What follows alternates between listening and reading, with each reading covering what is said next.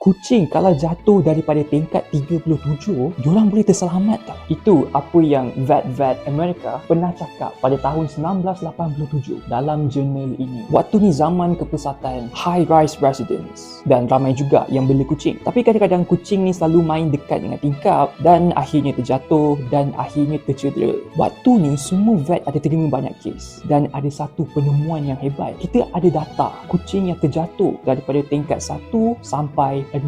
Tapi kita tak ada satu data pun untuk kucing yang jatuh daripada tingkat 7 dan ke atas. Saintis pun membuat hipotesis kucing yang terjatuh daripada tingkat 7 dan ke atas akan menghadapi terminal velocity. Dengan yakinnya saintis berkata daya rintangan udara akan mengurangkan daya graviti ke atas kucing tu. Itu caranya kucing boleh survive. Penemuan sains berskala besar. Tapi sebenarnya tak. Kucing yang jatuh daripada tingkat 7 tak survive. Kalau diorang tak hidup, buat apa kita nak bawa pergi vet? Sebab itulah vet tak ada data tu. Itu namanya survivorship bias. Kadang-kadang kita selalu buat keputusan berdasarkan apa yang survive dalam situasi tu. Ini sebabnya ada orang pernah cakap, oh kenapa nak sambung belajar? Orang yang tak sambung belajar pun boleh berjaya juga. Ini pun dikira sebagai survivorship bias. Kita hanya pandang orang yang berjaya. Lagi ramai orang yang anggap diri sendiri tidak berjaya. Tapi kita tak pandang. Jadi sambung belajar tu perkara yang penting. Macam mana nak sambung belajar? Kita kena dapatkan keputusan yang cemerlang. Macam mana nak cemerlang?